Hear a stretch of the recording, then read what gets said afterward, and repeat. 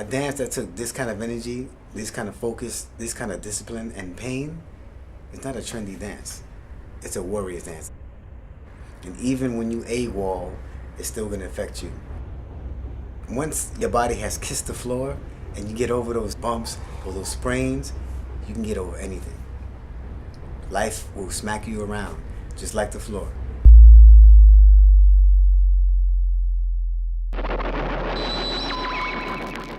Official adventures of Second to None. Arm to the teeth with neck-breaking ability. Beyond average, to say the least. Keep it moving in the main streets. Rock, short shot, never stop the body rock. Spinning back and forth, just as good. As good, yeah. Going out to the hardcore hip-hop. Of course, we don't flip-flop. Simply squash the competition. Step up and get deep into a submission. Second to None. Step up and test wide. You little bags ain't prepared. How you gonna know the real shit when you stop? Styles counterfeit.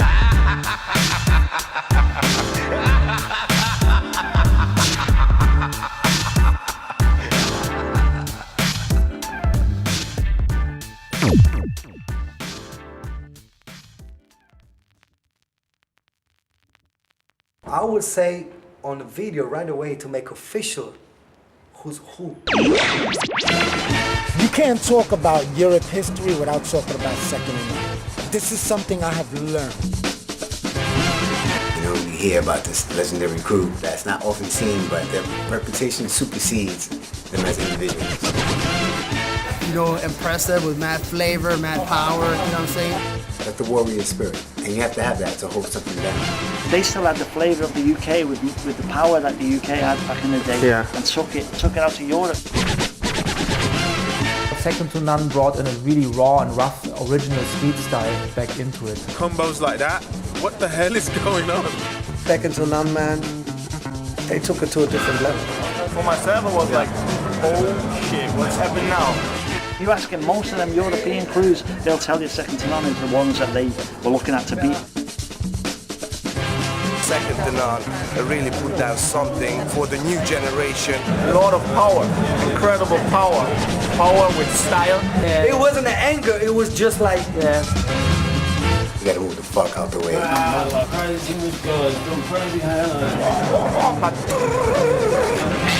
It's just mad hype every time, you know what I mean? Seeing these dudes flying around, you know, doing all these crazy, smooth, advanced spins and everything, it's just like, I was trying to climb on board like that, and that wasn't just me. We were like, what the fuck? And then we found out the name was Second to None. We already looked at them the same way we kind of looked at Rocksteady. Do you know what I'm saying? High level and with respect. The style that you did doesn't really exist today too much in the competition era that much. Just seeing like the variations from low to high, for me it just blew my mind and it was crazy. Your style needs to be seen because it's not around no more. Coming down to the question is asked, who and why and when, that's it. It's got to be Second to None. The name still echoes in the right circles.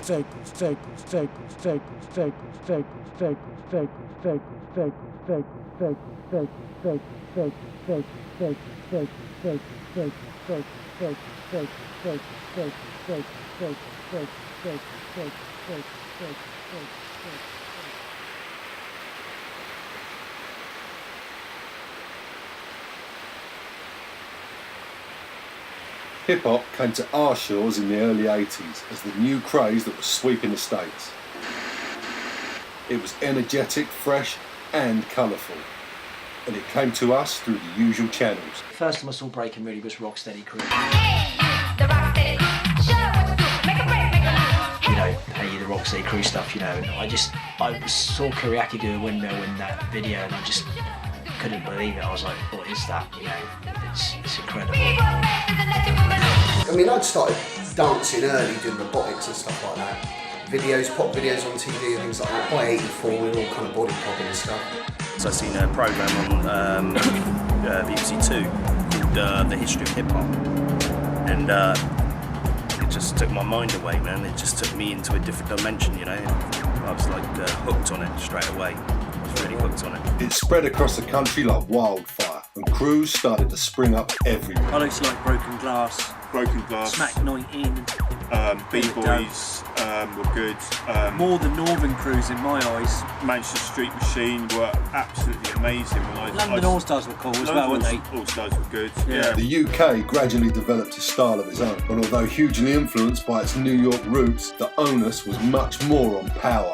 And as cool as breaking was back then, this film is not about the golden days. It's about what happened afterwards when the fashion went out of it and breaking was forced underground, and how one crew from an unassuming town on the south coast of England continually kept breaking and carried the torch through the dark days. Only a handful of survivors remained worldwide. In England, it was second to none.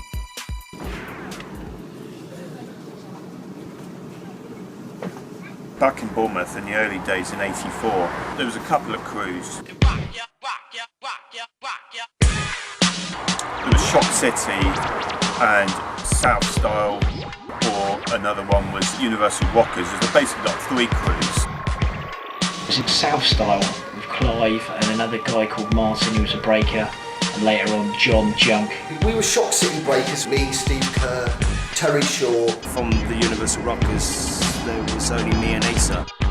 In about '85. Spring '85, I'd say. A few people decided to make another crew out of the best elements of all those other crews. We chose Tony. I was popping heavily then, but I was starting to do bits of breaking, you know, and they sort of noticed that I could break as well, and you know, and I also was starting to get really good head spins around that point. Yeah. That was when the name was coined. A guy called Fraser thought of the name Second to None, and that's the name stuck to this day. The original lineup was me, Paul Spencer, Terry Shaw, and Steve Kerr. That was the original Second to None lineup. John Isaacs was hanging around at the time. Well, Second to None, I was there from the very start. He was kind of, we said, you know, come in the crew, because he had a good place to practice in a bar in Bournemouth that his father owned. In '85, I was pretty dire, but the thing is I caught up. And later on, other people joined. Where we come from, West Wales, a lot of people fighting and stuff like that. And you either join a gang and get in trouble with the police, or you do something creative with your stuff. Myself, I didn't have direction, you know.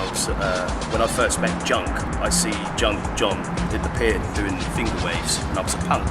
Daryl came along about 6 months later, and he was in Universal Rockers. We saw what he was doing, and he was just crazy. I think both crews at the time, you know, Second to None and Universal Rockers, they had members that were pretty dope for that time, you know. Yeah. He had style, he had real kind of aggression, and we thought, right, we're going to drag you along. You've got a lot of energy. You're really aggressive with it. And he had a little brother at the time who, you know, we thought was pretty good and may have a bit of potential, and that was Asa. Who later on became a monster, really.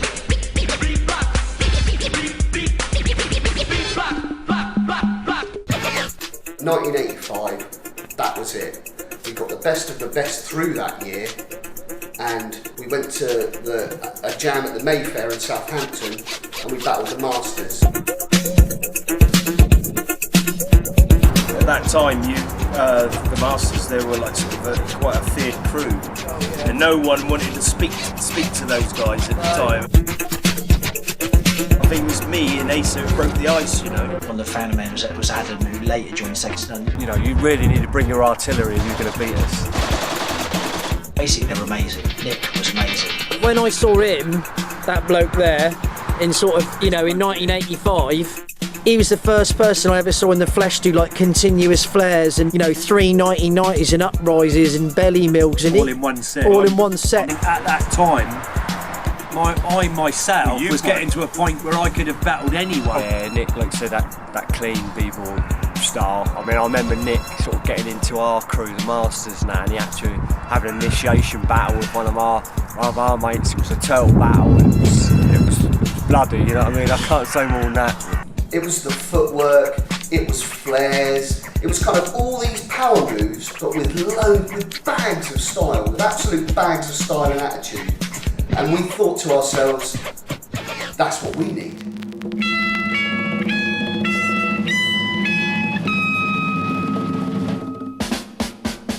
A big change came in late '86 for me, when basically Nick and Wayne joined Second to None. When was the first time you met us then, Wayne, our dancing?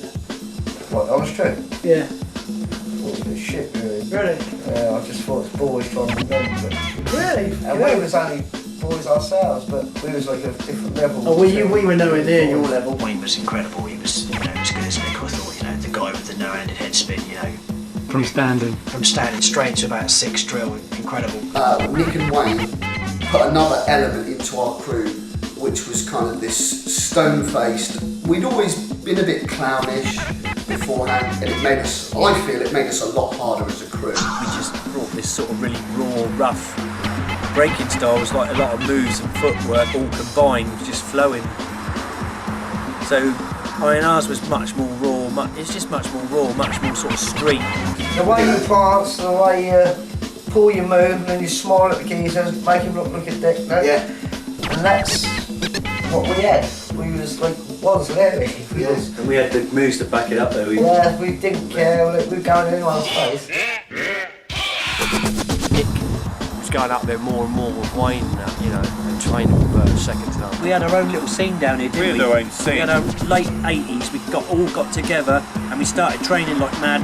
We had our own little scene going and we didn't care about what people thought of us. How you feel out there? I suppose it's the Mayfair jams really that comes to mind when I first saw them all together.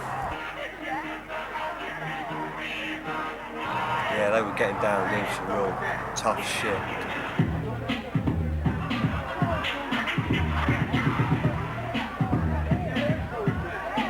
Yeah, Southampton jams, that was awesome.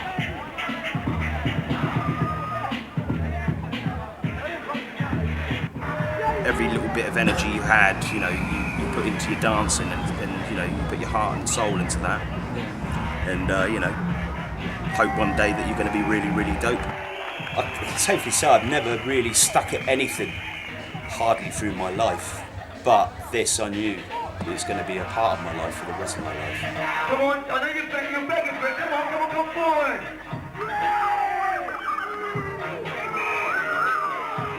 I suppose, like I said, I've always, liked the guys and hang around them. I suppose I wanted to be in the crew before I actually got in the crew, but I used to hang around and it looked like a heavy unit, you know what I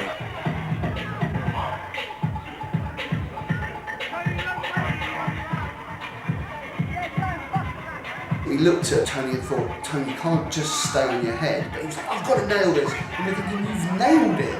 It's really bizarre, really, because I could do 30 head spins before I could do a windmill. I was totally obsessed with it. You know, me and John used to practice it until our heads bled. You know what I mean? First one-shot head spins were credited to Swan from the mighty Zulu Kings, but it was Kid Freeze from Dynamic Rockers who invented the continuous head spin. First person I ever saw sort of do a few pumps was little Alex in the New York City Breakers President's show.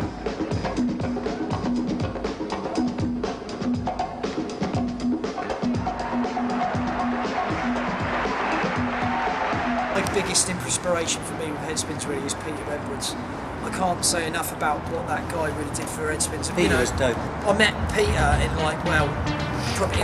probably early '86. I met Peter, and he come down to the Madisons in Bournemouth.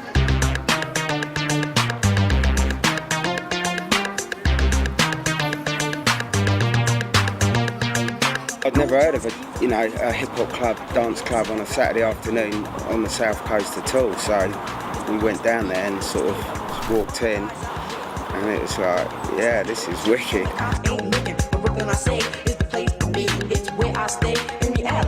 I could see people doing head spins, obviously Tony, and he was doing head spins on a crisp packet, on an open crisp packet. And I was doing sort of pumps then, but I was only doing maybe 10, and I didn't really have the leg technique worked out. And he come down and he could do like 30. The main thing he wasn't doing was getting enough speed, and then with the speed, the balance will come after, and it would just take you through then. You know, as you say, he was doing 10, but with more speed, you'd do 10 really quickly, and then you go on from there. Then it was just a case of how to flick his legs around to get more speed to carry on. And the way he used to do it was different to how he used to do pumps and slow down, right down, and then kick a drill out the end. That was his style.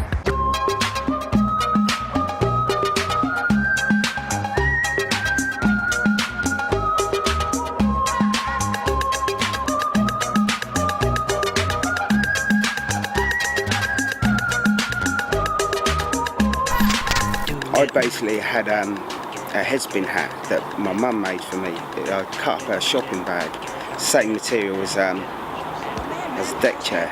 So she sewed it into my hat. That's the first time I sort of used her headspin hat, which now they're sold worldwide. So yeah, I just said to him, the first bit of advice was, you need to get off the crisp packets. And I said, you live in Bournemouth, there must be about 1 million deck chairs in Bournemouth. Just go and cut some deck chairs up and stick them on your hats. And that's what they've done. And just practice. Go slow into drills, like take our tops off, just mixing it up. And we become good friends, and we used to just practice together. And he really inspired me, man, with my lessons. I can't say, he was the guy who was the catalyst for me.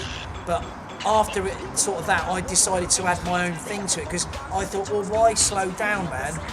Why slow down and cut drill? Why not keep going? Why not try and cut into the drill while you're still pumping and try and keep that power? I never had a repertoire of moves, but to get those head spins, I'll tell you now, I had to become obsessed with them. Yeah.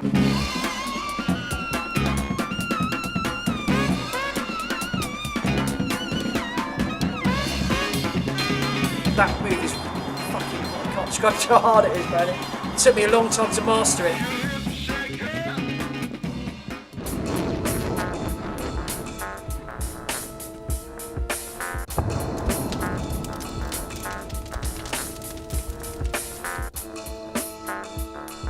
Around about sort of late 87 going into sort of 88, that's when it really fell off in the UK.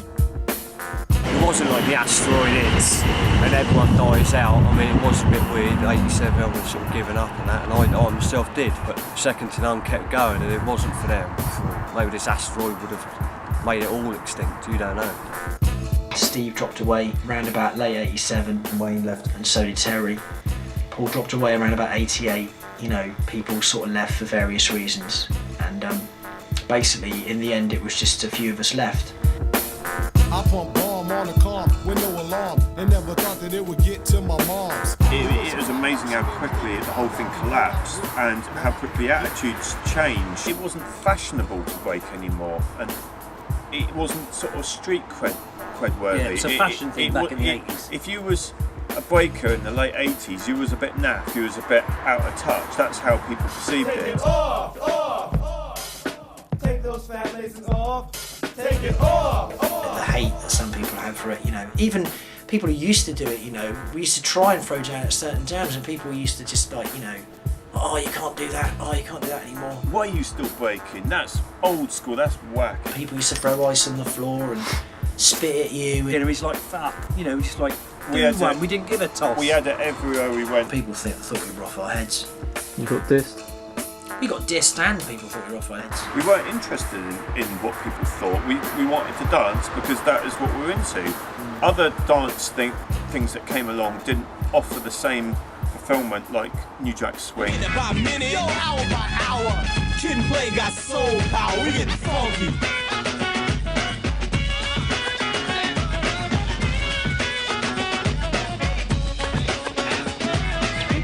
By 88, it was the Kid and Play era. It was a big Daddy Kane era, people wanted to dance like Kid and Play. There was really no room for B-boying. It was basically looked on as embarrassing by that point. But I mean, there was other people who didn't feel that way. Breaking was more or less dead. And there's these guys out in the sticks, hot, killing it.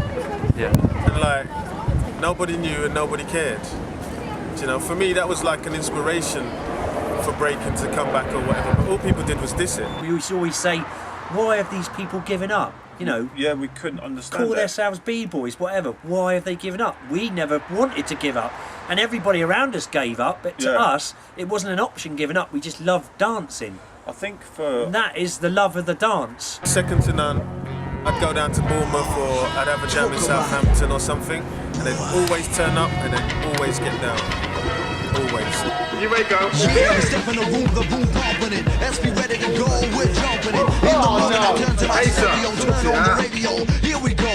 Quick to catch using wisdom to break out. Let's go get them warning, watch out. Spread the news, the coming is near. Now that I've broken the structure, here I came. Witness conquered who? Written on the walls that the day was due. Finally, without a doubt, seconds ticking. scared to do. Stick it in your memo pad, come get this, listen out for the signs. Witness public, way to go.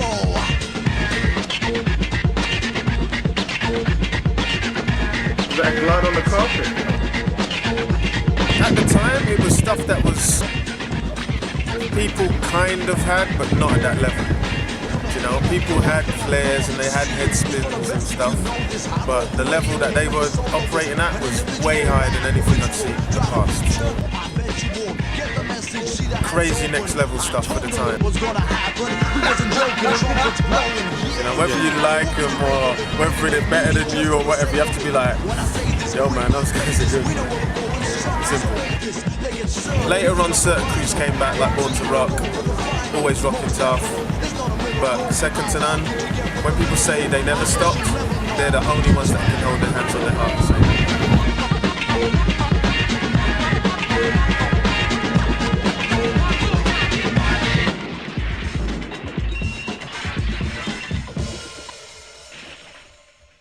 Well, now, people in England better stop what they're doing, because it's time to. That's right, spread the news. From about 88 onwards, there weren't any crews in the UK. Everyone had given up. All the London crews had given up. All the northern crews had given up. The only other crew that continued to dance was from Belfast. But like STN, they were also dancing in isolation. In a way that it was good for us, in a way that it was like that. Because that's really when Second to None style was born, you know. We had no one else to go off of. We only had ourselves to go off of. We were going hard. We would train and train and train. I don't know, 4 or 5 hours a night, 7 nights a week. Sometimes we're totally fanatical. It got to the point where we were pretty much behind closed doors, really. Come on. Get it together.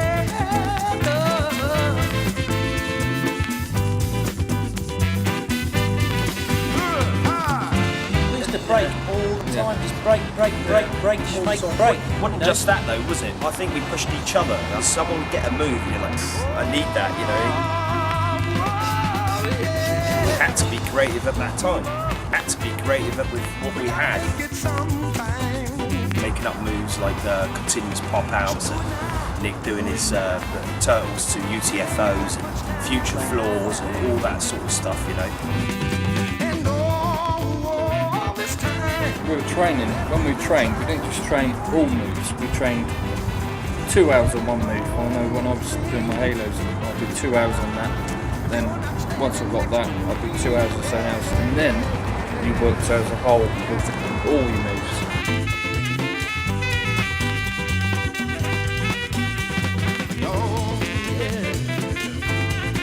We loved dancing, that's why we kept up our dancing, we just bloody loved it. And that was it, and that's all we were about, really. I think where we were as a crew, everybody wanted to be just as good as each other. I think if someone else got the edge, you wanted to get that edge as well. You know, it was like that. You had time to progress your moves and move forward your moves, and you know, time to practice and time to, you know, to do all these things.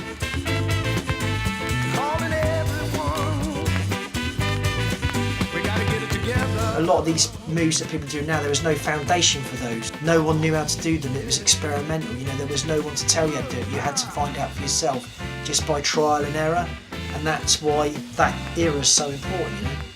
I know what I saw in 87, 88, 89, 1990 was ridiculous b-boying, and I was seeing stuff, didn't even know what it was. These halo combinations, these power combinations, you know, the flares, the windmills, the swipes, the head spins, all combined, all super fast. For us, we pushed breaking, but for us it was always about having fun. Always about having fun and enjoying yourself.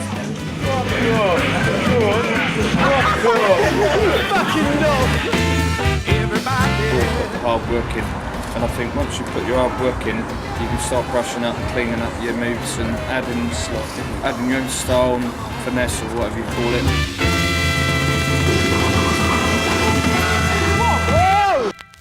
Everything changed really in 1989, the summer of 1989, when I Aki Water in Covent Garden. Yeah, I think it was like around 88. I was like traveling because of graffiti in London, and Covent Garden was always a place where I used to hang out to meet like graffiti writers. And whenever I saw like somebody like with sneakers, like the superstars or Puma Suedes, I was keen like to speak to those persons because I know they are connected with hip hop somehow. This guy came up to me, this German guy, and goes, "Oh, you know, you dance, you break dance." I was like, "Yeah." We went to like a subway station where there was a good floor, and then like we was dancing together to show us our moves. I thought, oh, he's not too bad, man. He had like quite a good meal and a nice bit of footwork and some okay top rocks. It was really impressive. Like second to none was like really like powerful b-boys. And very good in head spin, and they had like this brutal raw style. And this like reverse hang glide, like glide masters. I was like, that's pretty cool. I was impressed by their head spins. They were impressed by my hand glides, and like we had a connection. We presumed that everyone in Europe had also given up, but he told us otherwise, that there was big jams, that there was lots of breakers, there was battles going on. And then I said, hey, it's a good chance like to bring you guys over. So we went out there and basically we went to this event, and that's where we first met Storm and Swift.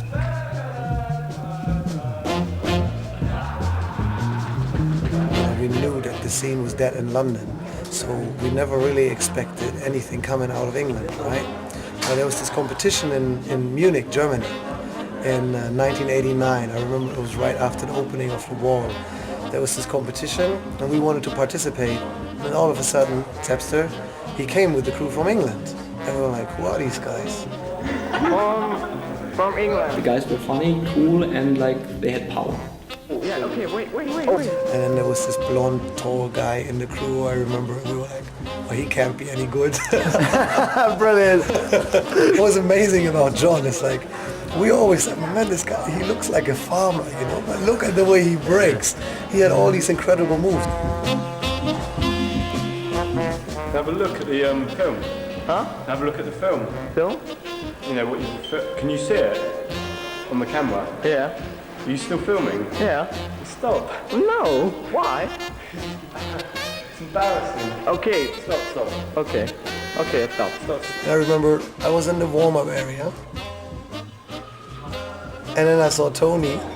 He was there, and you know, he just started spinning on his head, right? I looked at it and I was just like, man, the speed. At the same time, all his boys were around, right? So I could, like, you know, like B-Boy mentality. You have to be like, oh man, that's nothing. So that's the kind of like thing that I wanted to express with my body language. I don't think it worked out, you know?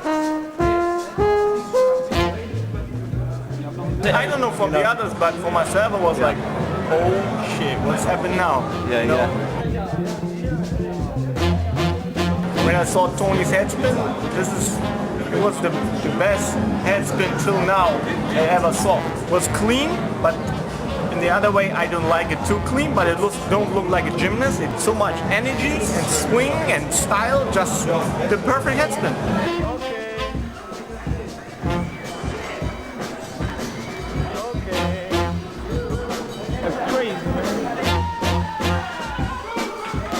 From that moment on, I knew, oh shit, we're gonna have a hard time today.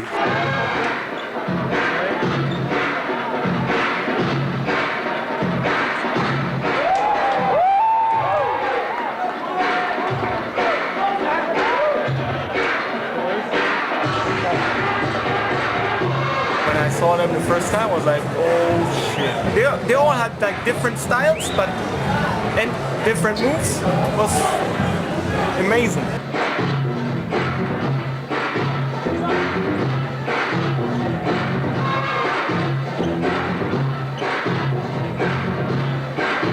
When I saw them first, I mean, we started practicing different.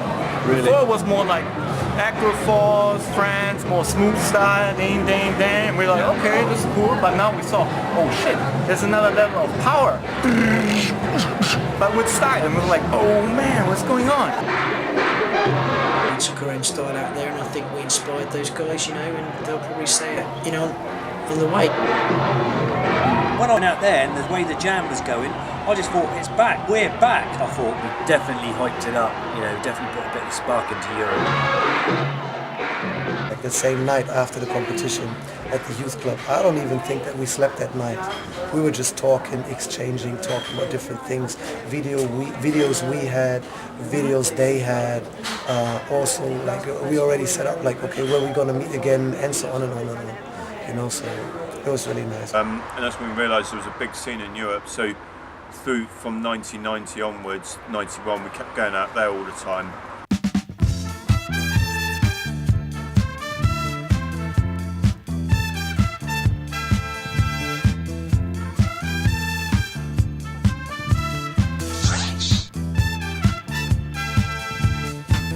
The scene in Europe, it was small, but it was massive at the same time.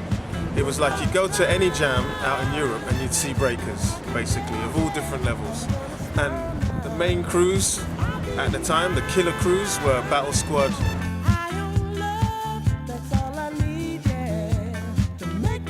Actual Force.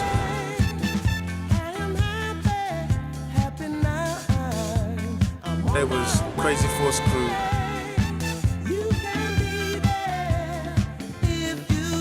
There was also Enemy Squad from Hungary, like a real powerful crew. And Throwdown Rockers from Sweden. They were like really stylish breakers.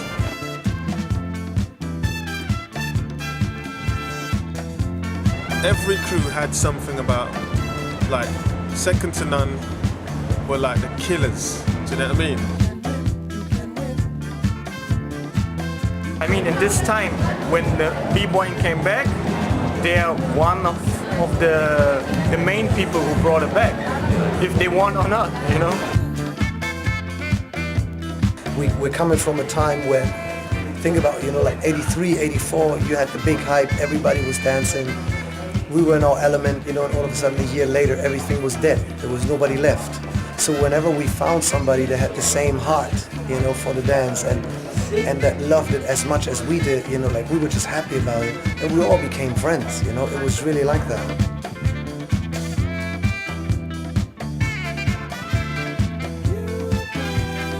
Everybody in Spider Route back then, you know, I think took a lot of power out there, you know, that people had never seen before, that raw UK power. Second to none held on to that, and Nick always had that power back then. And it's something that sort of run through the crew, really.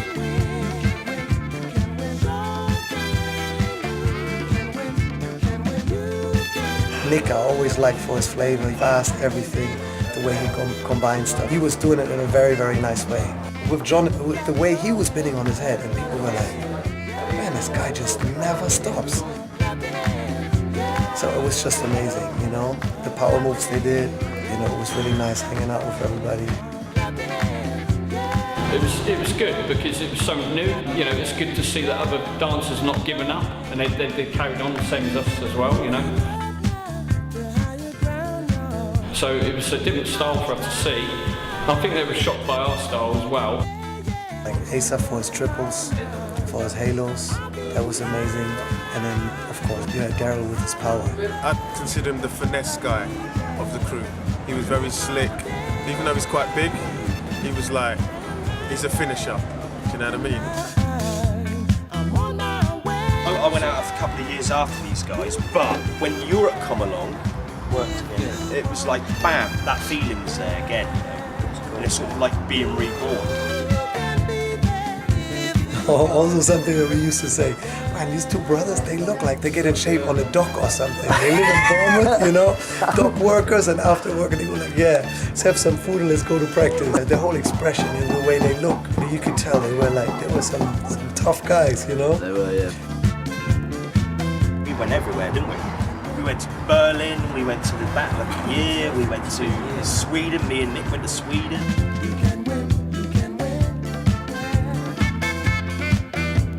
I met Nick and Daryl in a jam in Sweden, and there was very few people who kept doing it. Throwdown, we kept doing it from the 80s and 90s and kept it alive.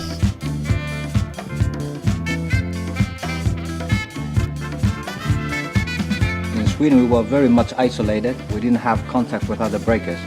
So just to know that there were some people breaking in another country, of course, gives you a little bit motivation.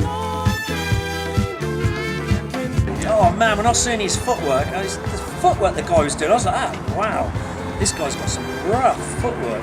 Yeah. Second to none was a crew who kept breaking in a time when everybody stopped.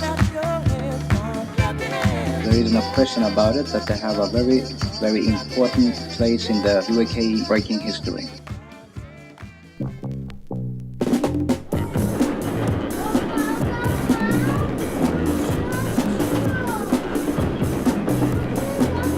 Tony came to Berlin after, I remember, which was really nice, just so we can hang out and stuff. See, Tony was doing his head spins there. Then I saw the way on how he practiced, and that's when I studied it.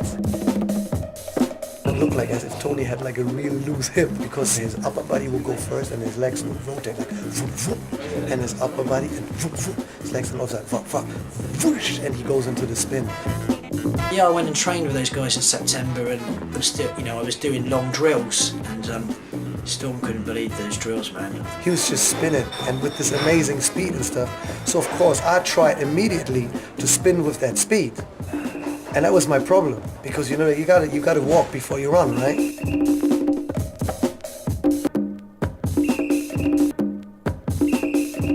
Every time when one knee of mine would go back, I would really have a problem. I would lose my center. You have to become obsessed with them. He got them, but he didn't get them to about 93, and he became obsessed with them. People do not realize the feeling. That when you're spinning and you just keep going and you keep going, you fall into a trance, man. And you stop when you want to stop, or actually when the spin stops. It's like it's one of the best feelings in the world. It plays havoc on your neck, and I'm sure Storm would say the same, man. But when people are asking me, I always say Tony was the one that actually inspired me the most for the head spin. And also, of course, because at that time, Tony was also talking about the guys from Australia, about their head spins, and he brought the video with him. So that was the first time I saw the ball head spin. And at that same time, I was like, well, I want to learn that too.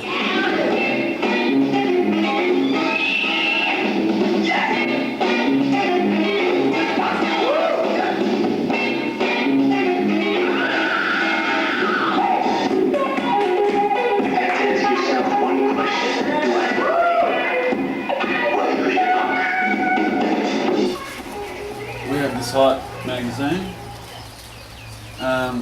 People were writing to us, from all around the world. And the first B-Boy to send us any video footage or write to us was a guy. This was in probably very early 90s, probably 1990. A kid called Tony Penfold. I wrote them a letter, basically, and said, I'm a B-Boy from the UK, and basically,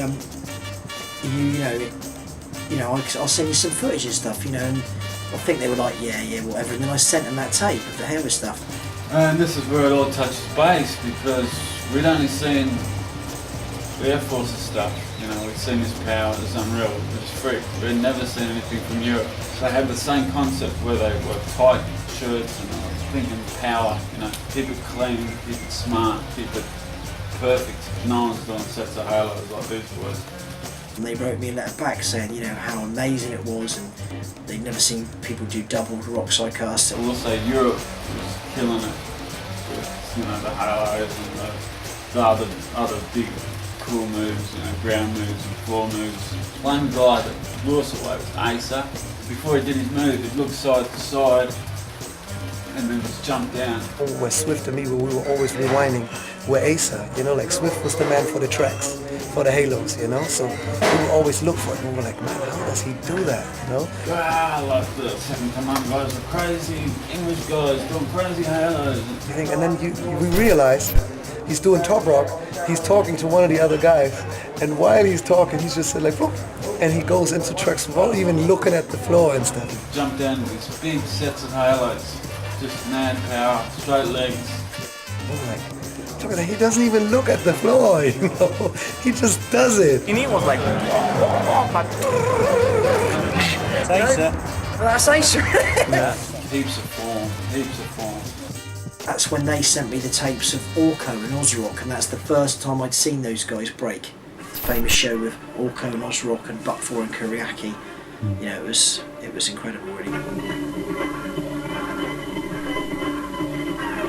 So when we got hold of that video through Jewel, and we seen this Orko, the style was big, his head spins were big split-legged taps. And he'd do this thing we call a ball, where he'd drop his legs down from the spin, grab his ankles, sort of like a spin ball, and we loved it. My love goes out to all the B-boys from the UK, especially to Second to None, you know what I'm saying? Yep. They're about my age, I've been putting it down since day one.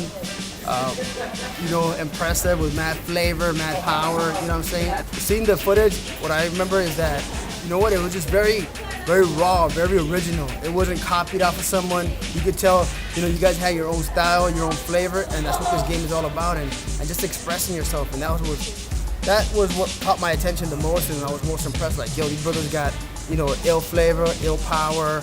You know, you could tell they're enjoying themselves, and that's what it's all about. Definitely, man. Cool. Definitely. On and on, on and on, on and on and on and on and on and on and on, on and on until the break is dawn, till the break is dawn, on and on until the break is dawn, till the break is dawn. For more than 5 years, more or less, nobody really knew if there's still dancers left in the UK. And then all of a sudden, like, Second to None came out and everybody was shocked and surprised in a positive way. The first battle of the year in 1990, Nick had met Zed, who was a very important person. Yeah, I met them on the first battle of the year ever, 1990. Those days it was a bit weird because just all the best B-boys grouped up together, made a group, and then they walked off with a win. That's when it was just a showcase, you didn't battle. They entered it with Kai Eichmann and the other guy from Berlin under the name of TDB, To Die Breaking. I was very happy to see that, yes, there was a standard of breaking at that level. That really freaked everybody. I saw Nick doing turtles there, and that was the fastest turtles I've ever seen. It just blew me away.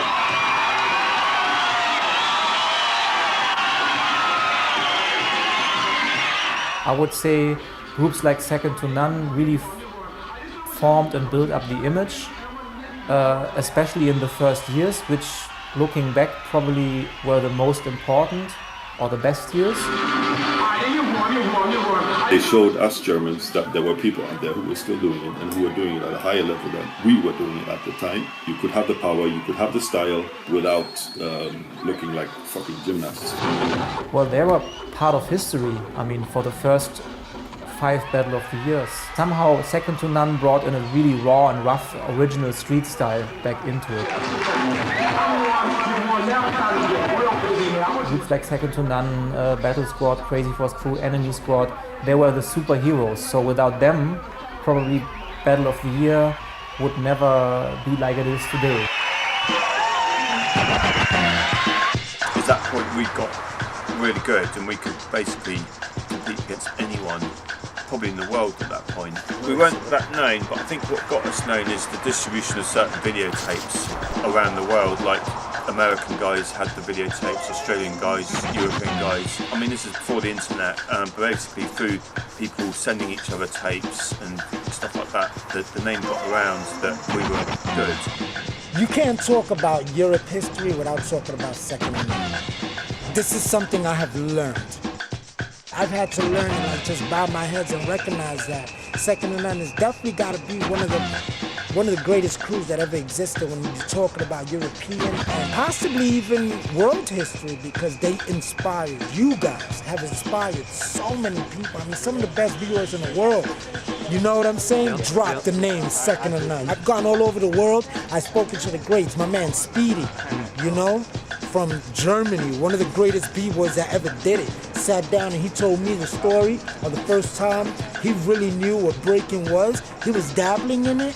He went down to Switzerland to a jam called CH Fresh, and he said, and he put his hand on my shoulder as he said it. He said, Ness, that's when I saw Second to None, and everything changed. When we went to CH Fresh in 1990, me, John Acer, this massive circle, you might see it on some of the videos, and there was Maurizio, Storm, Swift, Emilio, a few other people, all on one side. There was me, John and Asa sat on one side, where no one was really throwing down in it because they were basically, they wanted to battle us. So it was a big circle, and I'm pacing up and down because I'm really itching to get in the circle, and I just jumped over all the people and just went straight in and started the battle. Just had this urge.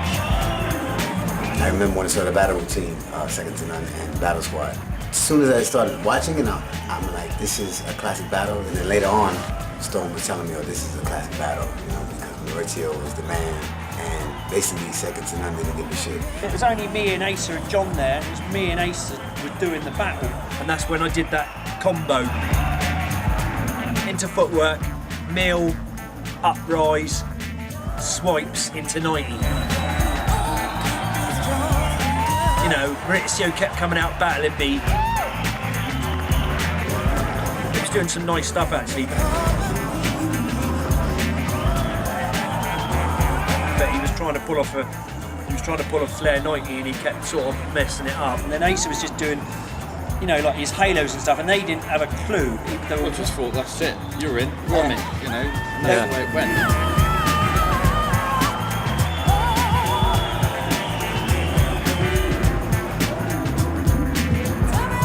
come in raw, you know. Yeah. Just nailed it, basically. What were you feeling when that battle started to emerge? You know, Asa and Nick coming at you guys. You know, did you feel it was a real battle? No, yeah, in a way, but not like face to face. More just indirect. Okay. Like there's a battle. You know there's a battle, but you don't say it. But you don't have to say it. You know, Storm and Swift were great in that. They had some great moves, and Actual Force were there as well. But that's when we really met Maurizio, and he just shone out of them lot. You know, he just shone out of them lot. You know, if you meet someone that you respect, you battle. That's how it was. And people would think like, oh, they don't like each other. No, it's because I like this guy. Every time I have the chance to see people that really respect and really going off. You see that, you know?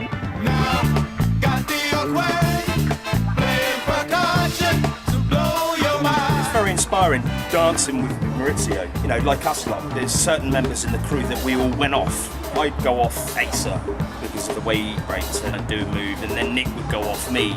Yeah. You know, and Tone would go off Nick or whatever, and John would go off somebody else. And with Maurizio, it's the same. You know, it's like a kindred soul, you know. Then you touch the floor in a way I don't like. I'm not even gonna dance with you. You know what I'm saying? It's about respect. And when I say respect, I want a respect for the heart. I suppose we were the same, weren't we? You know, it's like, you know, you meet people and you go, you click straight away with people, and it's like you never met them before, but you're like, you know, you think you've known them 10 or 20 years. You know, it's like that. We used to go on with Maurizio because he was like us, really. You see, he put his hard work in it. He felt it. You can see he felt it on the floor. There's a lot of energy there. That Maurizio walked to the floor, which I personally felt as well. I think it was just, you know, it comes from deep within yourself and you can express it. We be boys because of that. Because we share this kind of energy. Yeah, that passion. That passion, you know what I'm saying? It's more than what you do. Yeah. It's you. You manifest yourself through your expression. Yeah. But even you don't dance, the passion you put on your words, that's your energy right there. If you're not able to see this, I feel they're missing a big part of this dance. You know?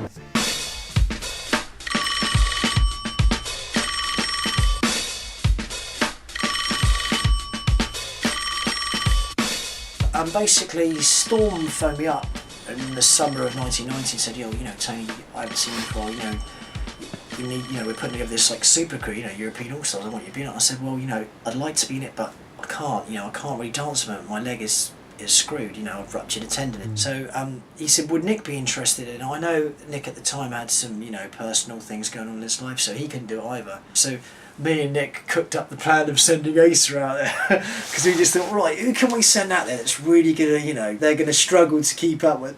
Oh, I know, we'll send Asa out there. I said, yeah, I'll be up for that.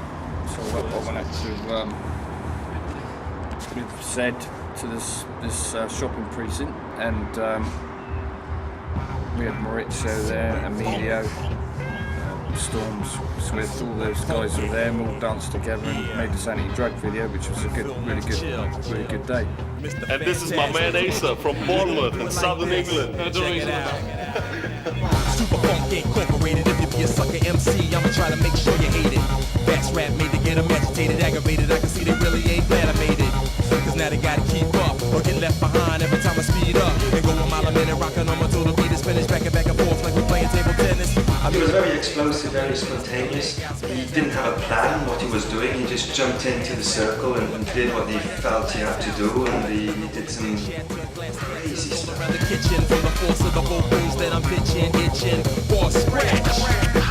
When I strike if season no match. When I go digging no beat I won't catch. Mr. Fantastic on the track. Film most till you know I got it like that. And FYI, Def I try to make it so the fly girls might wanna lie naked with an MC. Well, you know the story. That kind of thing just go with the territory.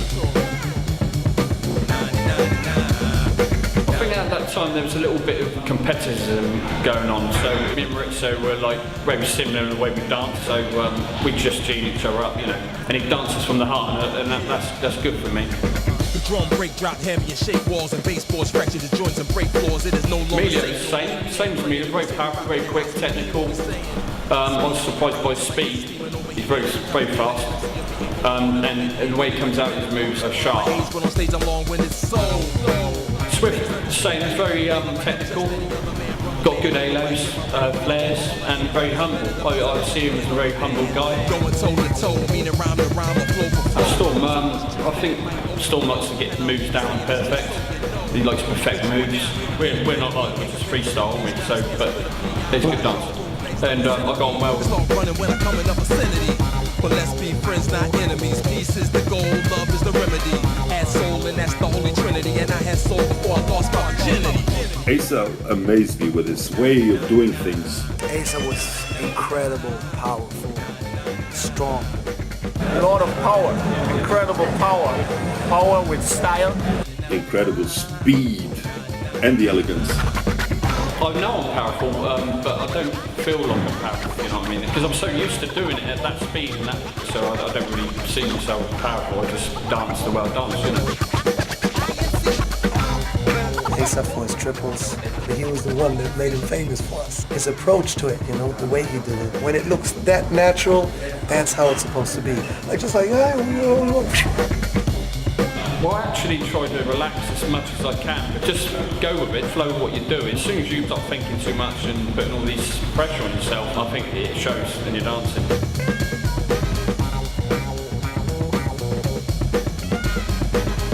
And my memorable moments was always after parties. In the after party, I see crazy going off. I remember halos, triples, and pumps, and really fast mills, combinations. Asa did some crazy stuff, like a headspin drill with an angle, but his legs weren't going around in a circle, but he kept the angle. I remember Emilio, after the jam, was just like this, oh, Asa. Asa can do anything, Asa. We are the European All-Stars, and we say no to drugs. Stop. You know what I'm saying? In the streets of New York. Across the planet, there were a couple of entities that were keeping it going.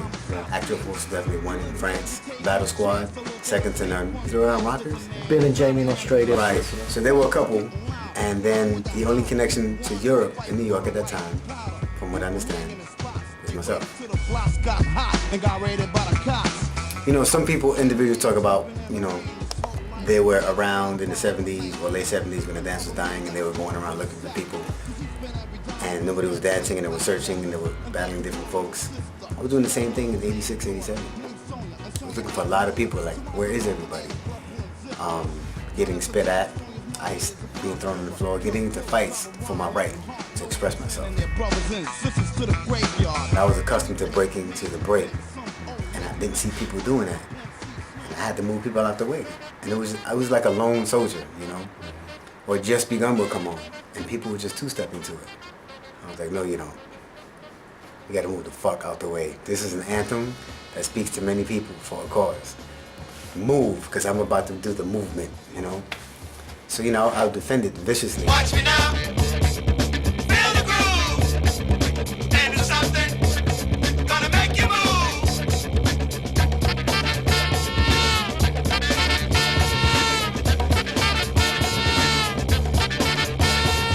Here we go. It did kind of die out in the streets with a lot of the numbers died out. You know, the numbers, like if there was 500 to every 5 blocks, yeah, the numbers went down. You know, I wasn't training that much at all.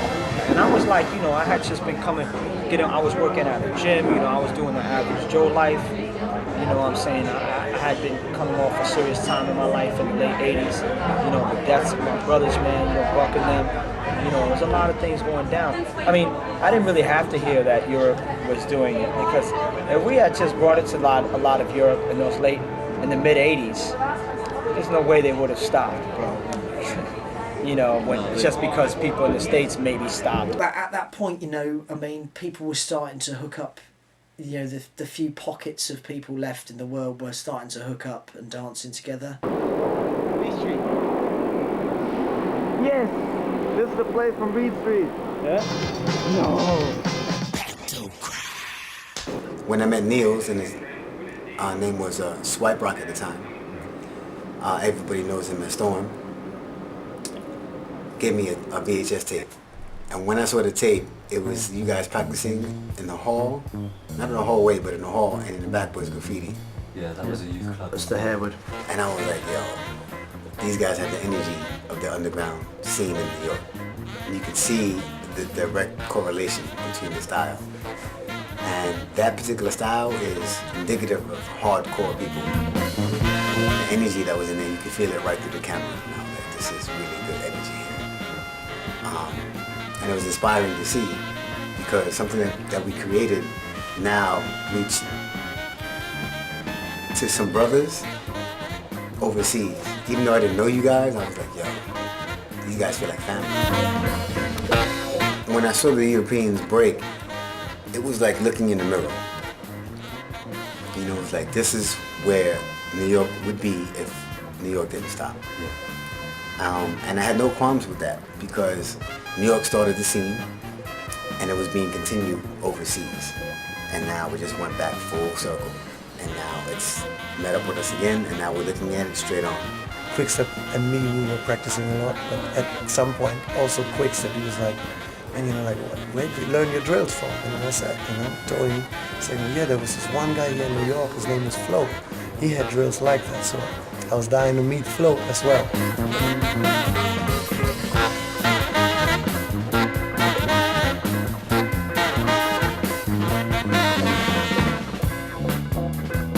What's going on, my brother? This is the Float Stuff, Incredible Breakers.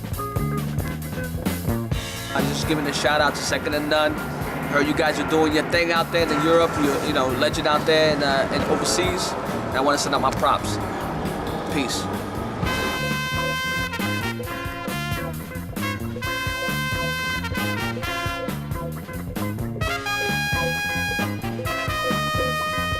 Second and None has always been a big name.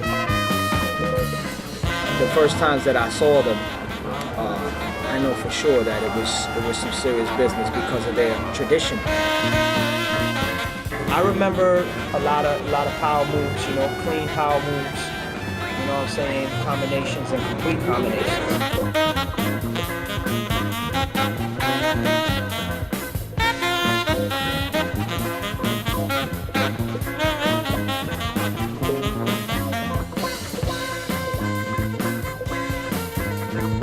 Seeing these dudes flying around, you know, doing all these crazy new advanced spins and everything, I was trying to climb on board like that, and it wasn't just me.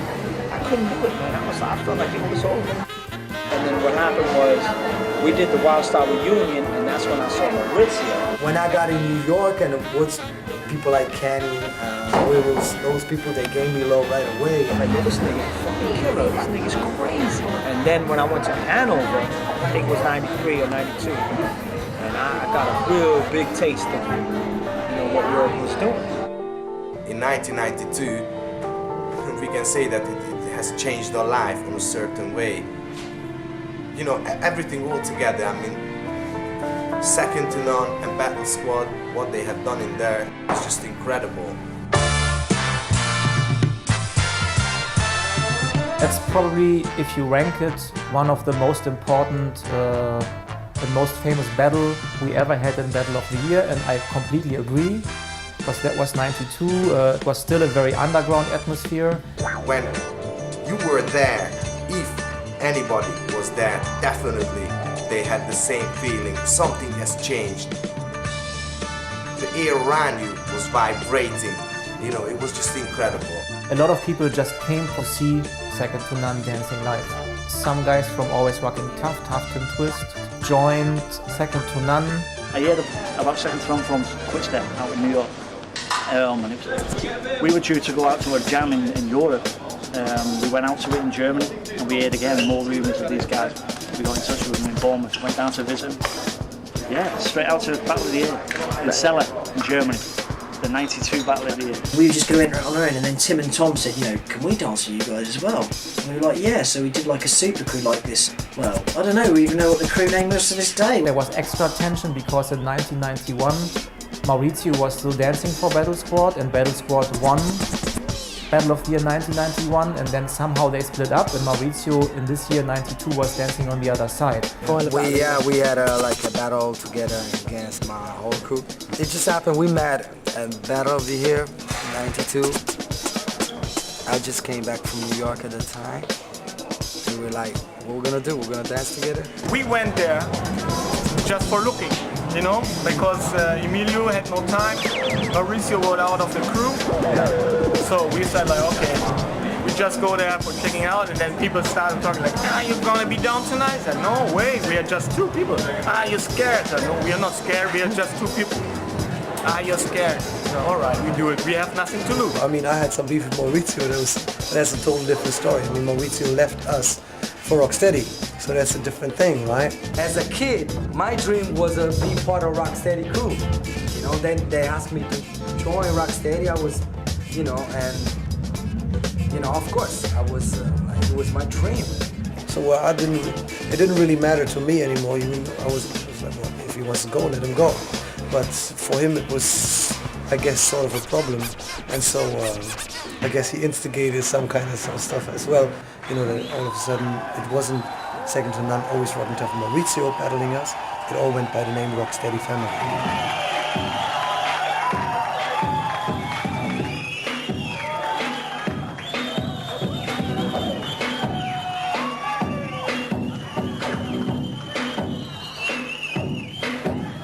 I guess we had like 8 or 9 dancers on the Second to None side against 2 from Germany, Swift and Storm, so that already was like a really strange, pair.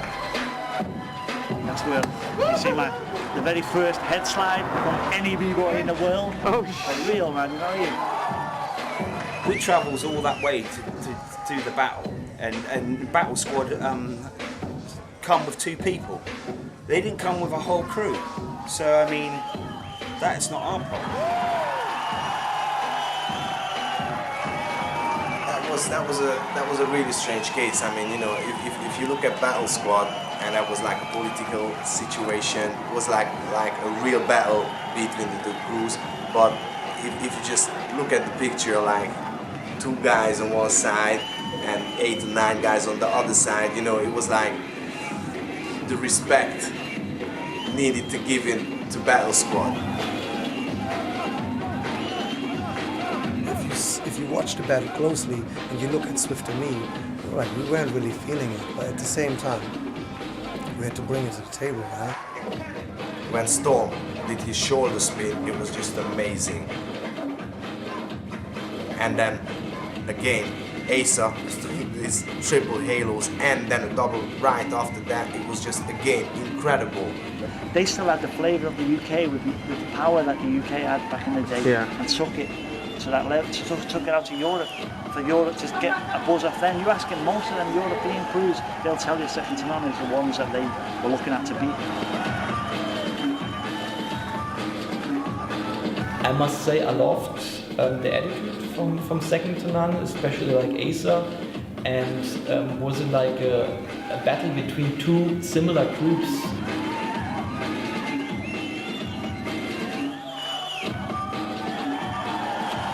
The floor was fucking slippery for everyone, so everybody's like this top rocks and then entering slip off. And okay, if you're down on the floor, you can go for the moves, but I think with a better floor, there will be a totally different battle.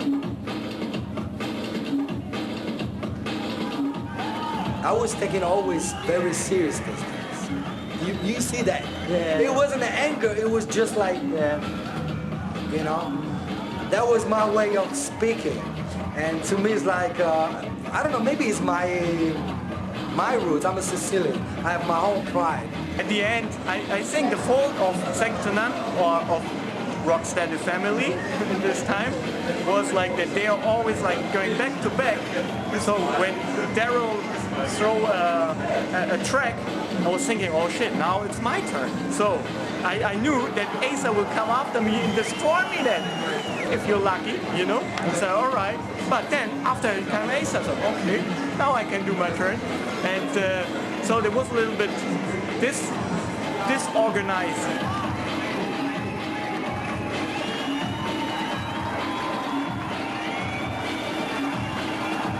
I think normally they could have destroyed easily, you know, with the just to hold themselves back. But I think there was so much of a let me know, it was, you know, we just have 5 minutes.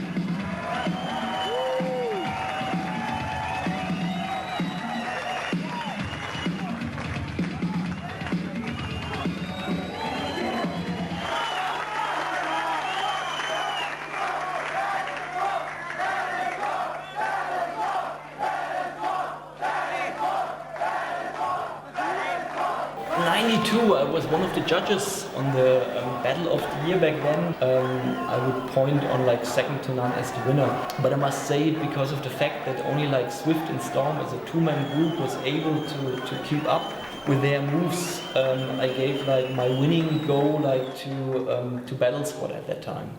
Seriously, we went crazy when we have seen that battle, and we went home and we just kept watching the battle. It's historical. It's one of the most historical battles we ever had. I remember we weren't even watching our battle, you know, for the third place. We got the third place, but we weren't even watching that, you know, we were watching that battle for the first place. For me, sometimes I wish that it never happened, because it kind of like broke up the relationship between second to none and us. Yeah, and after that kind of like, you know, like we weren't really in contact anymore, you know. But that's when Swift to me said, all right, enough of that. We don't want to battle no more. This is not what we're dancing for. It's over. And it was the last time we competed. We mucked up a bit there, I think. I mean, there was too many of us. Yeah. You know, they didn't bring their full crew, so I mean, we should have just left Maurizio and Ace and sort of like take it out, you know.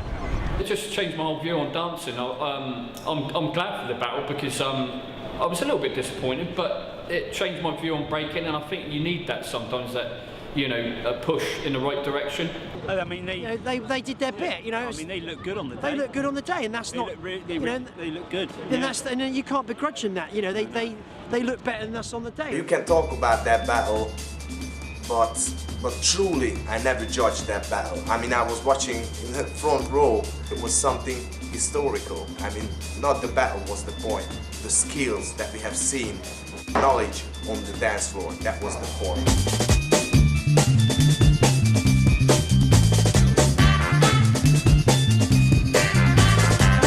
Like in LA, there wasn't really that much dancing. Like the scene had died for about a good 5 years. I stopped in '85, the end of '85. Wow. When Radiotron was shut down and demolished out here in California. That's when like we all turned to the streets. Every crew that was here in Los Angeles became gangsters. And how many crews do we had in Los Angeles? Over 5,000 crews, so you can just imagine the killing that went on. I think like somewhere around 92. That's when I started hearing names, and that's when the name Second to None came about. Yeah. And when I saw it, I saw that you guys were actually at a very high level. You know what I'm saying? Like I knew that you guys were breaking for a while. Yep, yep. Like it just didn't happen from overnight. Because why? The speed was there, the control was there, the power moves and the air moves was there, and I saw, wow, these guys are, man, these guys, they're dangerous. I call them B-Boy Masters. I was inspired by Second to None. So was a lot of dope Cali crews. I still look at the videos that I have with them, and I still give mad respect. It's very important that people around the world know that without the Europe push, I don't think a lot of us here, like myself, I can speak for myself and my crew, we wouldn't have had such a motivation to go farther and farther with the dance, you know what I mean? Like when we stopped in the 80s, they were still doing it. Like that holds, back then especially, that held a lot because a lot of people had quit in the United States. So for Europe to hold on to that, like in the late 80s and the early 90s, man, that was incredible for us because nobody was breaking. Like literally you would get laughed at. So when we seen them still doing it, holding on to it strong and preserving that, we were proud of them. And then taking the next level and move. I think at that time, we were like, wow, okay, these guys, we were good, but I think you guys were ahead of the game. You guys were like killing it. The presence, the essence, the conviction, and just doing it in general, the blood, sweat, and years of your crew, Second to None, has waved over to the four corners. Early 90s era that inspired me to be as dynamic as I am. That was my favorite era. That was when I woke up and realized how amazing breaking could be. I was like, that's it, that's breaking. My best memory is probably like Battle of the Year, 92. My impression of Second to None at that point was incredible. Just seeing the crew and the way they hold it down as a unit was really impressive because everyone had each other's back. Just very collective. Everything looked good and it flowed good and the style, just incredible. Keep doing your thing. It's good to know you're out there. Peace. I saw the Battle Year 92 and I was like, my jaw was to the floor. I was like, I was just like, what the fuck? What the fuck? Asa. Yeah. Asa with his triple halo, everybody got that from you, right? I'm gonna say that. We got it from you. He blew our mind, you know what I mean? He was like up there at that time we thought was Storm. The best of it. Thank you, Asa, for teaching me halos, and you're the first person I ever seen do halos and double halos, and I actually got my idea from you to do halos with no hands and the flares.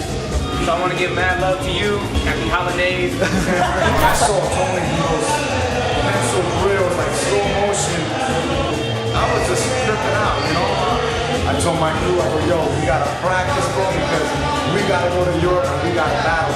And if we don't practice, we're gonna get served because these niggas are on another level, bro. I just want to thank you guys for actually inspiring me by me watching that battle to give me some fire, and came back over here in the US and said, wow, I got to do something about it. I came back and I said I need to do an event, and that's how Radiotron came back again.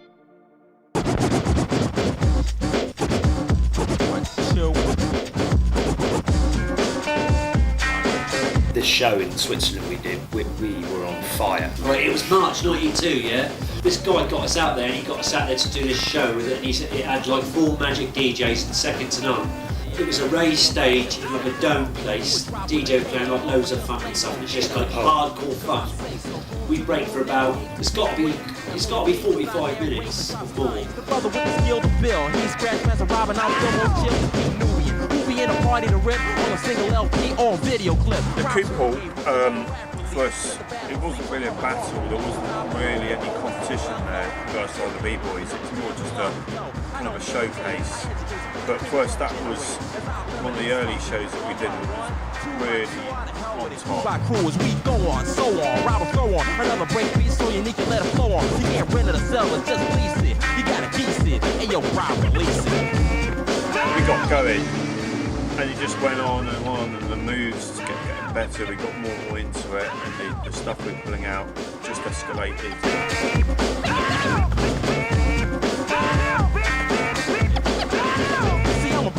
We just get better and better and better. We just start off doing little stuff. By the end of it, we're doing windmill 90s and loads of stuff that we were working on at the time. And we was doing weird moves and stuff, and we was just creative all the time. But we was just doing combination after combination, just coming out to funk. It's one of the best shows we ever did, I reckon. It was continuous, like, I don't know how long we was breaking for. It was all night till 7 o'clock in the morning. You know what I mean? We was just all fired up. We was all creating new stuff. At the time, we was all creating new moves, and you know. That really influenced a lot of B-boys in Switzerland. I also joined the show. Unfortunately, I had a motorbike accident just in 6 months before, so I was in agony. But that made a great impact, actually.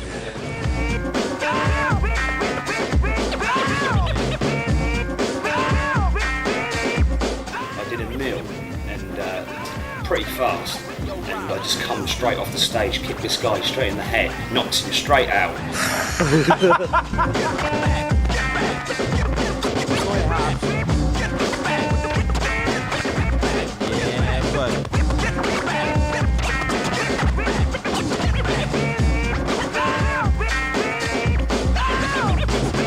I suppose, like I said, I've always, liked the guys and hang around them. I suppose I wanted to be in the crew before I actually got in the crew, but so I think they were looking for a little bit of, just maybe a little bit of new energy in that, you know. Hold it, break it down. I'm going to take it down. A bit more advanced than what I was used to, because I'd left it for a few years. So, you know, like I said, I've always been a bit of a come forward sort of character, so you know, it's just a little bit of energy, yeah. Isn't on the streets, it's on a higher level. You're living in hell, but who's the devil? The truth will set you free, someone will let you see. They won't tell you in a university, so you need more than a degree. You know it's like Baby Huey said, listen to me. I'll mold you, I'm not your mom, I won't scold you. Get into the rhythm and let the beat hold you. If you ignore everything I told you, my crew might treat you like a joint and roll you. So act like you know before I go off like a psycho. I'm not Michael Jackson, no, I never wanna be lighter. I'm an MC like Tyson's a fighter, knocking them out, so don't be hard-headed. Who feel most chill is the one who said it. Moving up fast, coming from behind is Scratchmaster Rob, will now release your mind.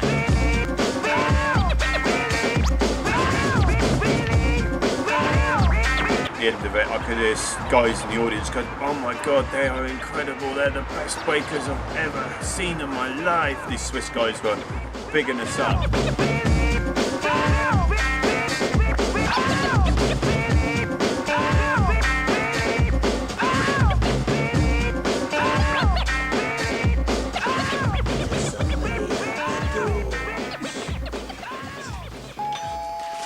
Somebody at the door. Yeah, let them in. Whoever the motherfuckers are. Alright, how you doing? Alright? Come over. Come over here. Yeah, straight towards me. That's it. This is Brother Adam. Brother Adam. The man with the mystical touch.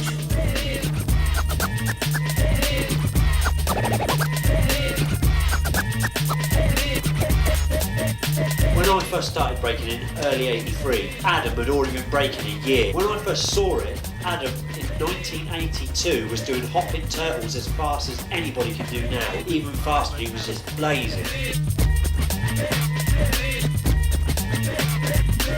Adam has a unique style. He's quite notorious within the scene for his aggression, a lot of mad upwalk and unusual moves.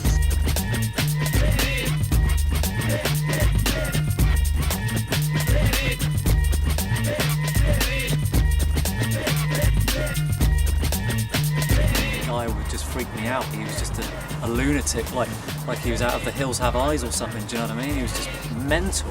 It was so powerful and stylish, and he was making crazy stuff up on the spot. I was heavily into my footwork and just into crazy, real weird stuff, you know. His footwork was fucking ridiculous. He used to do so many mad things. Well, Adam is a launch of himself. He's a bit of a psycho, isn't he? So, but his dancing, he's very erratic, and that's his personality. He's erratic on the floor. So he's completely. What a bus! What a bus! It's great to be here at the San Antonio Spring Yoga Championship 1985.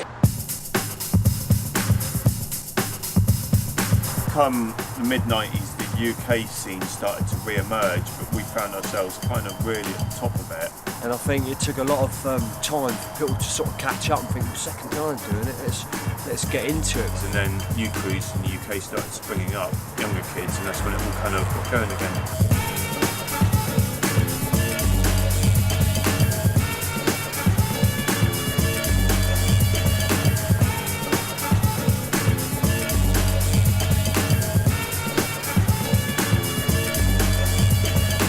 Here you had this period where it was only in clubs and it was really covered and no one really knew about it. At that time, Africa Centre was the place to go. Funky Pussy, Hoochie's Club.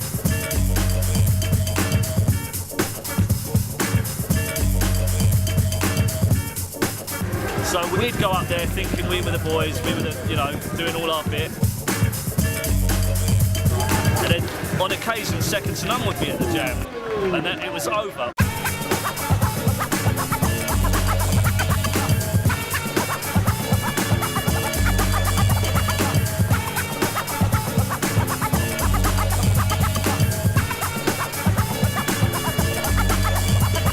Rarely you see Second to None like hitting around circles, and when you hear Second to None's about, man, you get all the people in the club, their ears just flunk out. These guys were really super dope. In the early 90s, they didn't have competitors over here, not in their standards, definitely.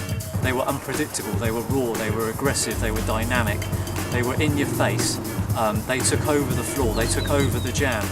I call it the Dark Ages because there was only a select few that were doing it. Unless you read a little bit of write-up about Funky Pussy, you wouldn't even know that there was much going on. Other clubs like Breaking Bread, worth mentioning, Freshly Break. For sure, yeah. This is what we used to do. We used to go around these clubs. We used to rotate around them because there was nothing else.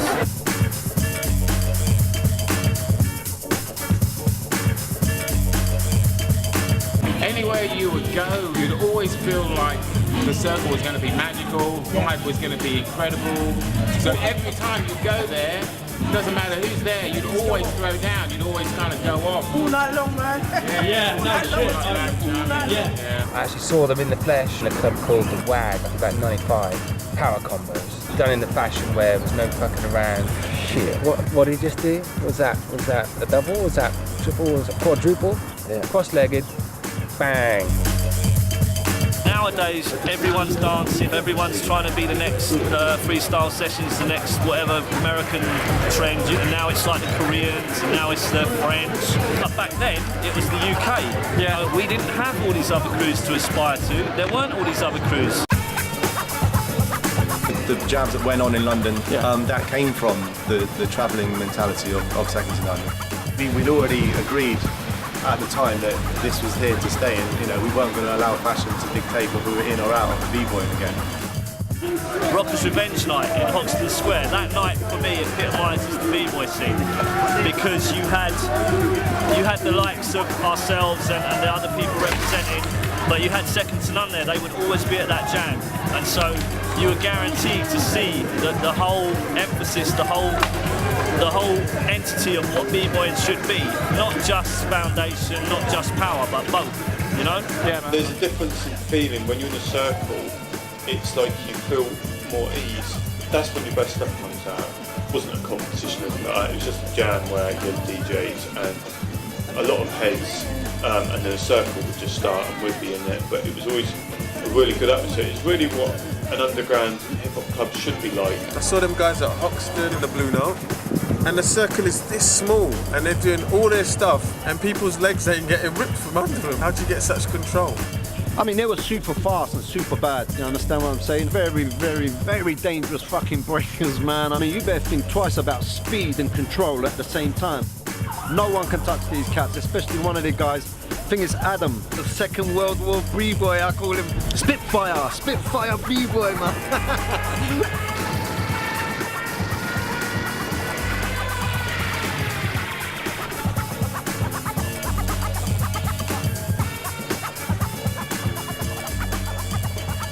It's difficult to look at SDN and kind of like pick one of them out because like they all bring something different to the mix. that's kind of needed. Who was your favourite? Daryl, man. That guy was a character, you know what I mean? Yeah. He was just, not just his B-boy, a character. Something about him. He was the pure B-boy, you know? He had the Muggsy, he had the whole attitude, the style. Daryl was a power breaker first of all, then later on he developed into more of a style breaker. No-handed pop-outs now. I mean, he influenced a lot of people with those continuous no-handed pop-outs. At this point, Daryl's dancing really started to evolve. It'd always been powerful, it'd always been funky. But now, mid to late 90s onwards, the main focus of his style shifted into developing more innovative freezes and footwork. That was just freestyling. It's freestyle stuff. I was always looking for different angles, you know. I'm still looking for different angles to go in, you know. It's like that, you know. It's like if you're a B-boy, you're always looking for something different to do, always, you know. I'm not a sort of guy that wants to do set moves. I'd rather be noticed for like stuff that no one else does, you know, like weird angles and stuff like that. That's how I like it, sort of thing. Well, and Daryl, I just think that he understands, you know, you can just stand there and be B-boy. It's not like a performance, it's not an act. Like, I'd heard about Second to None. I'd never seen Second to None in life. It was like a mythical legend or like a mythical beast or something, you know what I mean? You hear stories, but like no one had ever seen them where I was from. Another fond memory for me was the Son of Noise launch party, I think it was, at African Centre. That jam, you had a showcase from Always Rockin' Tough.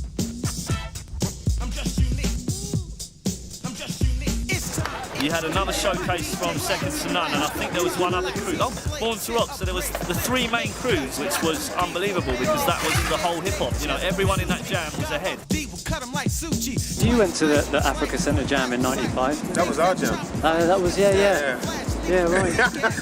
And I got these guys to come down. Attack with a knack plus a brainiac. My name's Unique and he's Godfather D, the Axe Maniac. And they killed it.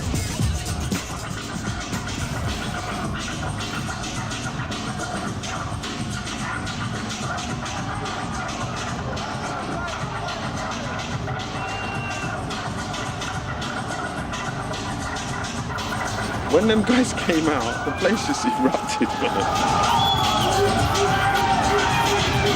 We had a certain attitude and flavour to our breaking as well, quite a heavy rawness.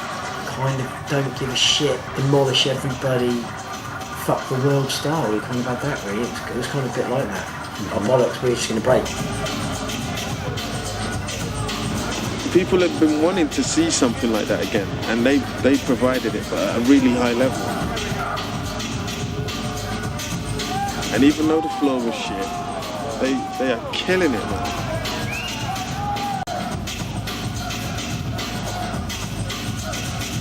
The power, man, and I'm not talking about power move, but just that powerful presence. At the end of the day, Second to None represented the UK. They're from Bournemouth, they represented the UK. When you talk about old school crews, yeah, Second to None is at the top of the pile there. Do you know what I'm saying? He carried the torch in the dark days. Simple as that. He was carrying it, pushing it, and repping it. Do you know what I'm saying? So that's how I see you guys. You all stand out in your own individual ways, and it was good that you all had your own individual styles as well. As much as you was repping in all the disciplines, every last one of you. Every last one of you can handle, every last one of you can pump, my fuck's sake. Every last one of you got footwork and swipes and fucking out, fuck off. We just braked in a very aggressive way, and that really opened up their eyes. After the Africa Centre thing in '95, then Champs was the next year and the ball started rolling.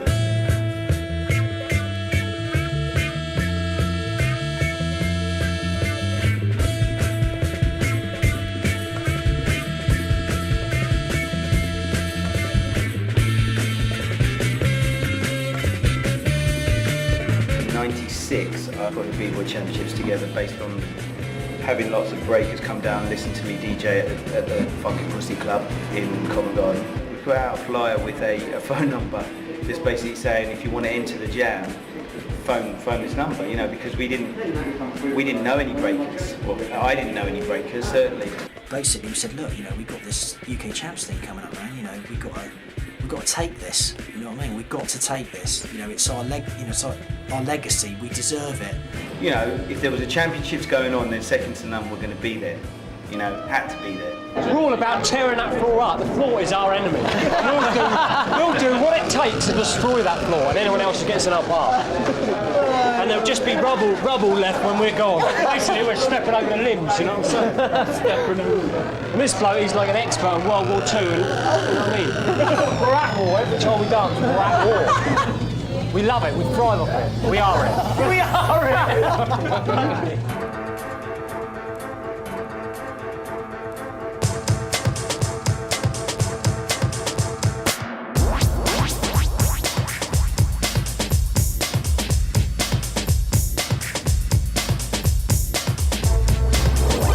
When Second to None stepped in there, you felt like they were doing the Royal Tournament, you know? It was like they had these crew t-shirts tucked into their tracksuits, you know? And they looked like men, grown men, right? You know what I mean? And they just looked, like I said, like they looked like Marines. Yeah.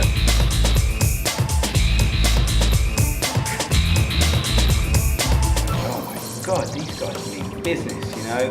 And honestly, when they hit the floor, they were in a different league.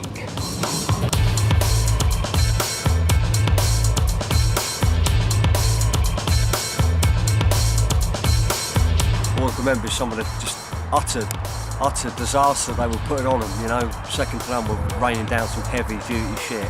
It's like a heavy duty breaking unit coming to your doorstep, you know what I mean?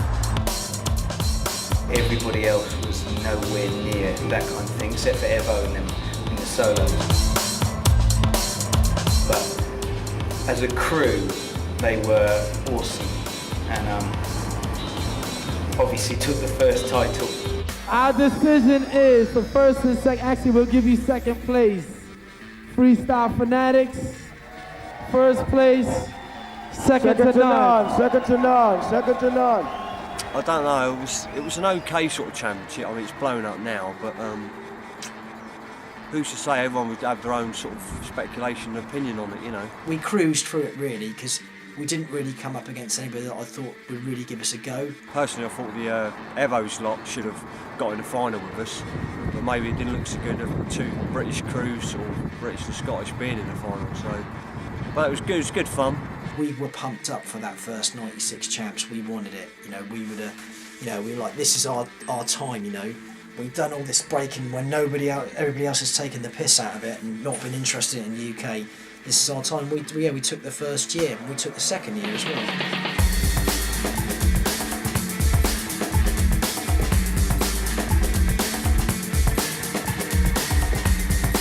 We had this energy between us where we could just, I don't know, we could just unnerve people. We just all got each other's back, and we would train all the time together, and then when we came to a battle, we just had that togetherness.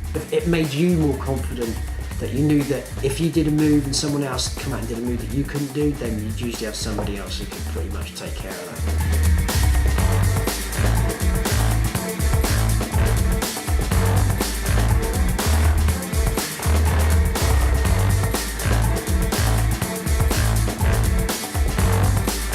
Obviously they came back the next 2 years. They won it in '97, and then in '98 they came with the ambition of a battle style elements. I think that's what everyone presumed was going to happen.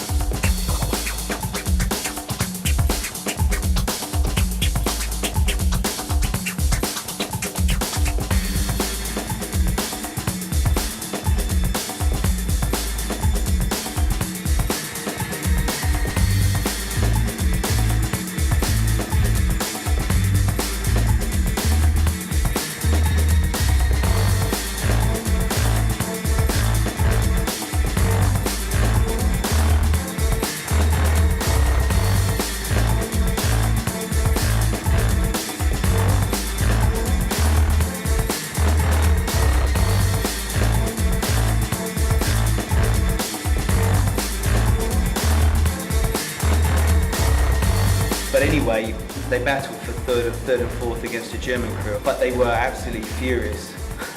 And they said, well, you know, we don't want to battle with the Germans. We came here to battle the US crew, and that's what we want to do. So we basically said, okay, cool. Battle for third and fourth, and then we'll organise another battle. You can battle style elements afterwards. Okay. Everybody off the stage except style elements and second to none. The UK wants to battle the USA. That's the deal. The UK wants to battle the USA. This is a motherfucking grudge match. They got something to prove, and I want to know if the USA is going to say yeah or no. You want to battle them? And we got a battle, ladies and gentlemen. Okay, this is the way it's going down. When we came to London, they came at us after we battled Spartanic, and it was like, damn, we just lost in the finals, and now we still got to battle them.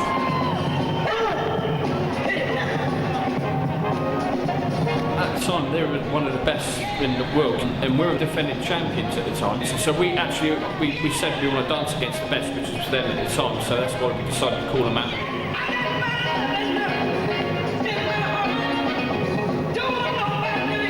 And Adam went out like true soldier like he is and just gave it, you know what I mean? No holding back, not intimidated by anyone, no fear, and representing. We already looked at them the same way we kind of looked at Rocksteady. Do you know what I'm saying? High level and with respect. I like that they will preserve style, like, you know, getting to battle them or them stepping to us in the UK, that was an honor.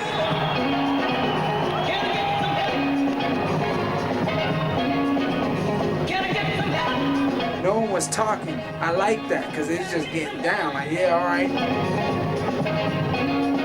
I don't have nothing against you. I don't even know you. But what I do like is that you like to fly too. Now move back because I'm about to fly.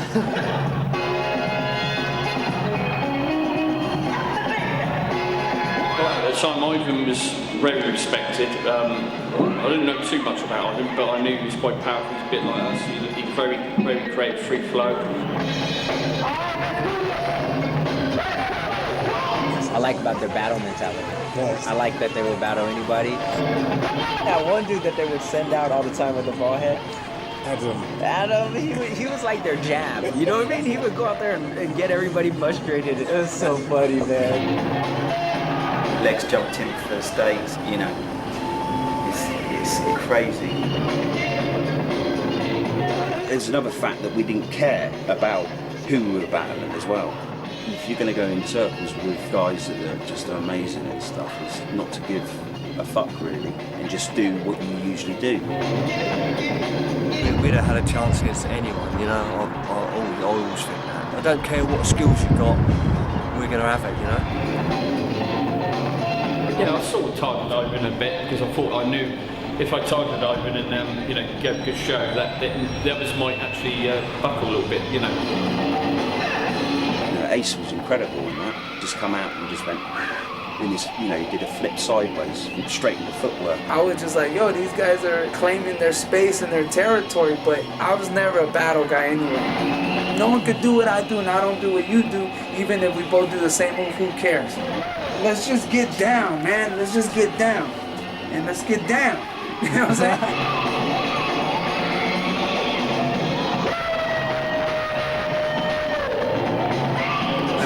Old school style, top of the range, old school versus new school style elements, and you couldn't tell who won.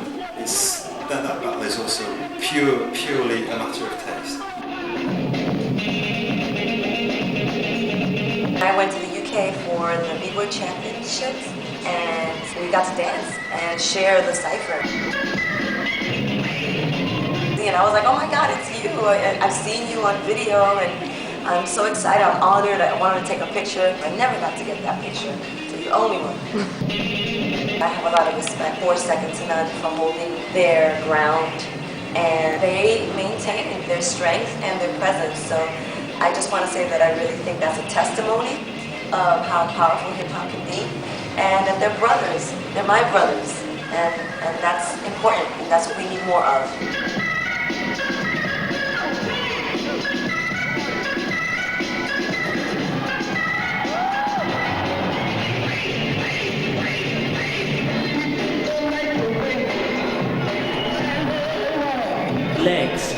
biggest inspiration. He's the person that got me started, so I've got so much respect for legs.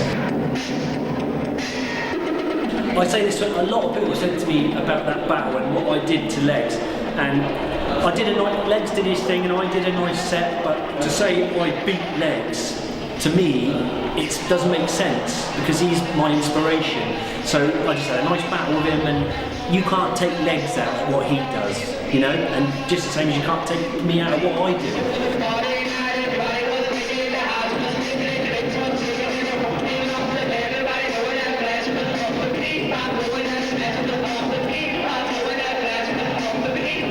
When they battled us, they weren't even as good as they used to be. So, I mean, to me. Yeah, of course, that was the late 90s. They were already older. Yeah. They were getting old. But, like, hey, so he was still killing them in halos, like triple halos and shit to back bands.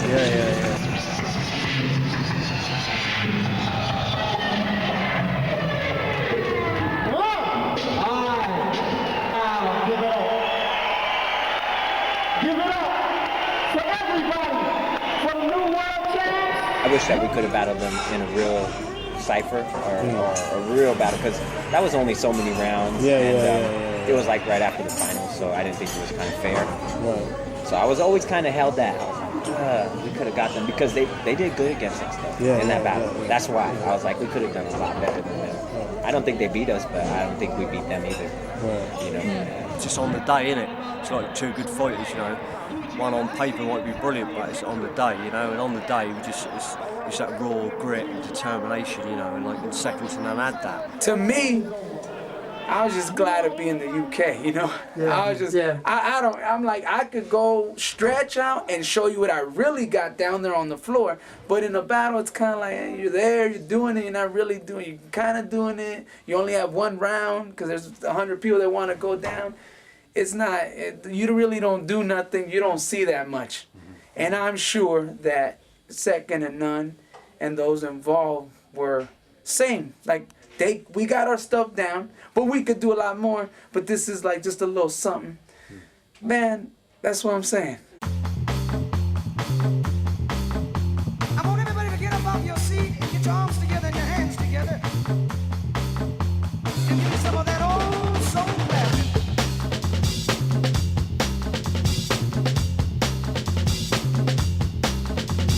Things have changed. That rawness, I mean, it's changed.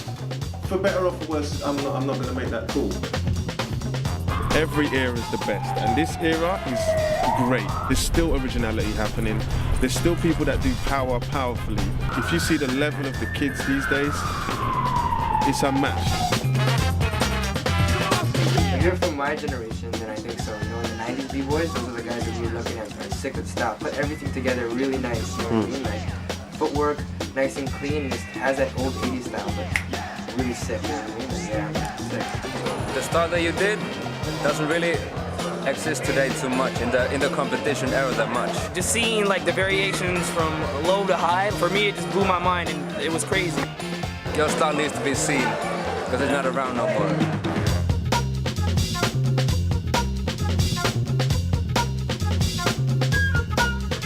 Then honestly, to see them guys out here today was crazy because they're still doing variations that nobody's doing.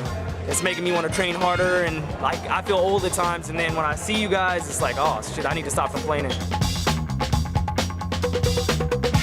It's like you guys planted a seed that you didn't know you planted, and you came back, and then it sprouted into something, and you guys are asking, where'd you guys get your style? Where'd you guys? And then we're like, you guys. We have so much respect for the European B-Boys, Second and None, Battle Squad, Actual Force. These are all the people, at least, that I can say that I remember. You can see where I look up to the whole just European style. That's like pretty much the blueprint of my power style. Although dances, breaking has gotten so much better in certain aspects it's gone down. Although there are a lot of good groups today, but you'll see the difference. But I mean, Second to None, definitely it's on, at least in my book. It's in my vocabulary. Your contribution will live forever. I mean, it may sound extreme, but there's always a group of people that will carry your tradition whether you know it or not. Because it's impossible to do what y'all did and not inspire the globe. The form and the style of head spin, it grabs you. One leg, boom. the other leg wrapping around. If it wasn't for seeing somebody put so much time and effort into pushing a move so far, I don't think I would have actually ever tried. Dance to be free and dance to inspire, man. I think sharing what we have is one of the best things we can do. I still hope that you guys keep showing to jams. You still never give up on dancing, you know, because there's a lot you can still give to the scene, you know. So never give up, just keep doing what you're doing because it's precious, you know. How did Nate come about? Nate's always been around Second for a long time. He's in Second Small Stars, using Madison's. I've known him for years. You know, later on he was in Born to Rock, obviously. Not that long ago, Darren Ace said, you should join Second permanently. So, because he's always been there with us anyhow. So what's the point in not being in Second? Those beginning days, that's when the crew was born in 1985. That's when I met him. It's to me what breaking was all about. That was having fun with your friends and enjoying the music.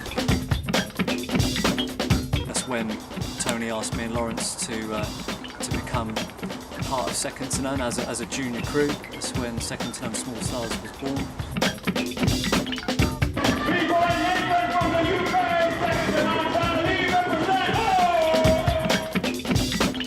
It was just heaven, it was just magic, it was just great fun. That's why we braked. That's how I got down with Second to None.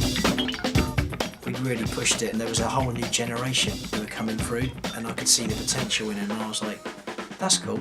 Big shout out to Second to None, keeping it real, you already know. You ain't heard, you heard it now. Respect to Second to Nine and all the generation before me. Second to Nine represent. You look back at all your experiences and you just say it's all great, you know. I mean, I went out to Europe a few times and it was great, yeah, but I'd say the whole thing on a whole, really. Yeah. I wouldn't put my finger on one thing.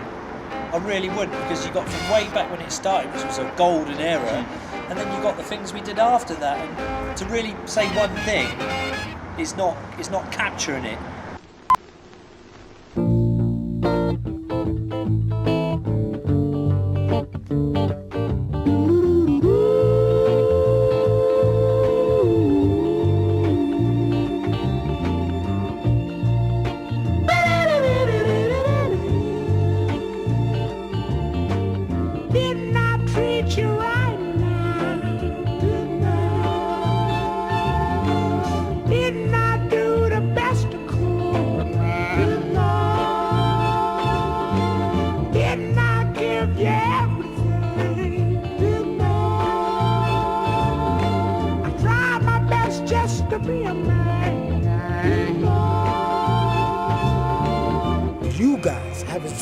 So many people, I mean, some of the best B-Boys in the world, you know what I'm saying? Drop the name Second to None. Yeah, we were such inspiration in that way. We had to we share great times together.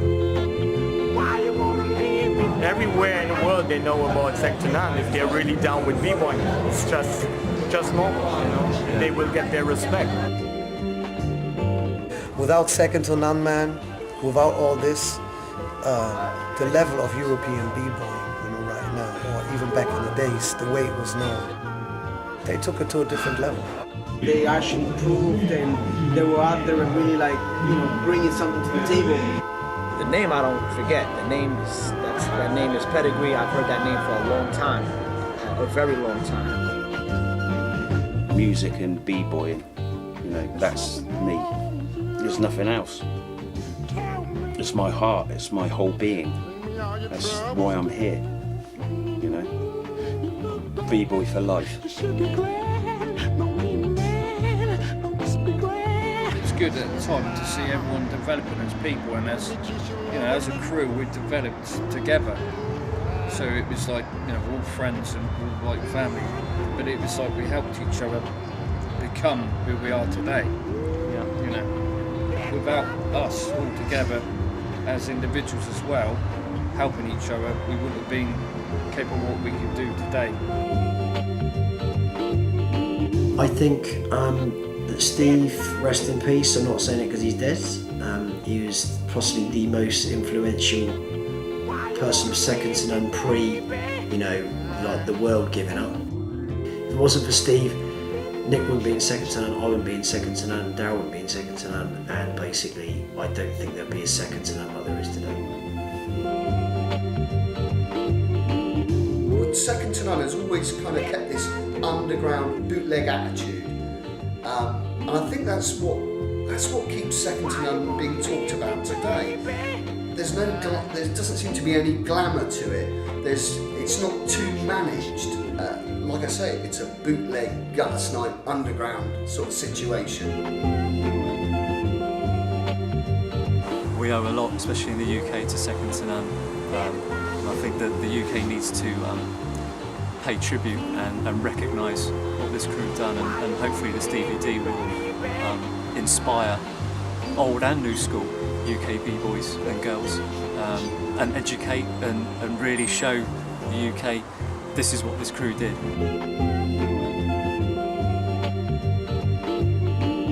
We stuck with it through thick and thin, and hardly anyone else did. Last more than some marriages, huh? Yeah. Oh, it much. You know, some people Yeah. agree and some people won't, but that's the way it was. Peace to everyone. Keep breaking, keep training, keep striving. You know, fuck age. Don't even think about that. You know, I've never took the notice of age, and you shouldn't either. If you start taking notice of age, that's when you slow up. The hardest thing in breaking, in b-boying, is to be remembered. It's the hardest thing, is to be remembered. And second to none to this day are remembered, and I'm happy just with that. That's good enough for me, just to be remembered. You know, I don't want to get paid. I don't want to win any more competitions. You know, it's just about being remembered. And if you're remembered, you should count yourself very, very lucky.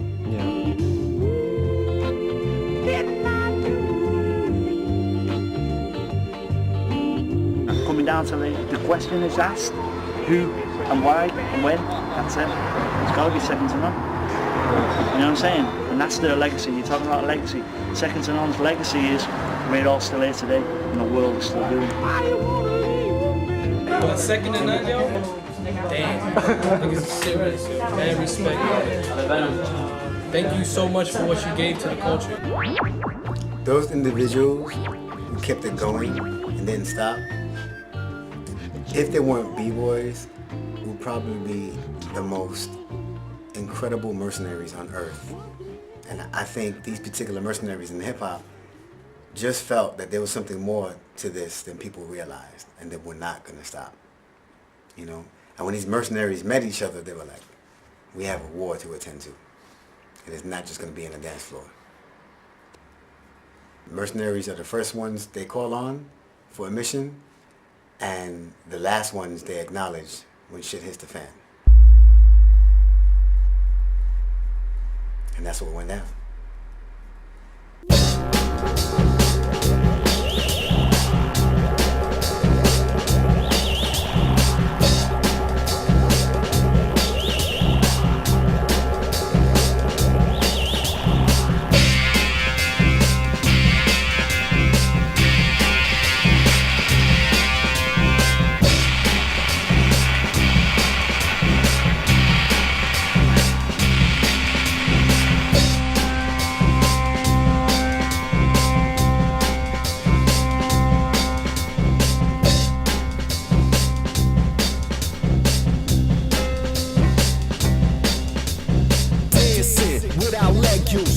Ahead of a wreck loose, let's execute the chess move. Get dead, it's time to get loose. Let's spar, praise to the stars. Rhythm within the bar, that's a seminar. Like cinema, quite similar indeed. Speed like centipede, show stamina. Give stimuli, flash images within your eye. Observe the hit, you learn from it. You notice the knowledge is permanent. Preeminent, prominent, ominous. To win it with discipline dominant. Doing the diligence, choosing a musical instrument. Using the views of a militant. With eloquence, but still intense. Standing still on elephants that move with grace and steadiness through jagged cliffs of amethyst. The planet is a capsule ship in outer space that travels in the path intended by the sun that rules the 9 jewels. A rhyme are genuine, I'ma send you home. Using the time continuum, making experiments based in the spirit of Native American Indians. Seeking intelligence, seeing a delicate system of cellular synthesis. The mental and temple defended, protected against the agenda of simpletons.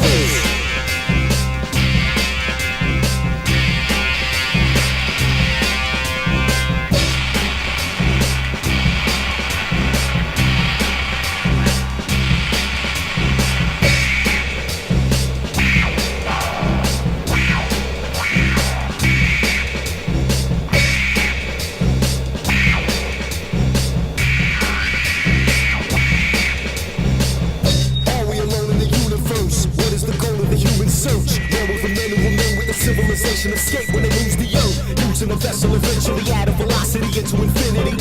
Starting a colony deep in the galaxy must be the aim of astronomy. Crooked economy, killing ecology.